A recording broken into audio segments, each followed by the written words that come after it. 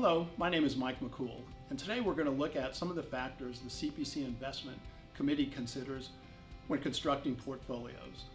The first factor is volatility or risk. That simply refers to the price changes of the portfolio, the magnitude and the frequency of changes. So the goal is to maximize returns while minimizing risk. One way to minimize risk is through diversification. This simply means owning a basket of stocks or securities rather than a single security. Let's look at a hypothetical example how diversification can benefit an investor.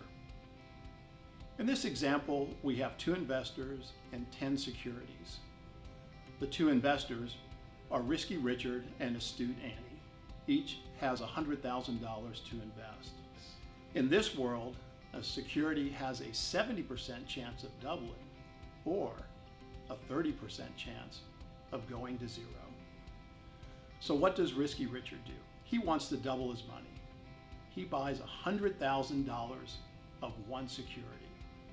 Astute Annie, on the other hand, invests $10,000 in each of the securities. So let's see what happens. Well, it doesn't go so well for Risky Richard. His portfolio goes to zero. Meanwhile, Astute Annie's portfolio goes to $140,000, even though 3 of her securities went to zero. In this example, we see that diversification can benefit an investor. You can also use time to diversify your portfolio by investing a specific amount on a specific date over a certain period. And also, when you start investing, stay invested. It is very difficult to time the market. You can also diversify by owning securities across industries and by owning companies that do business in different parts of the world.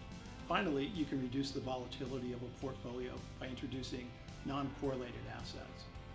The prices of non-correlated assets tend to move independently of each other.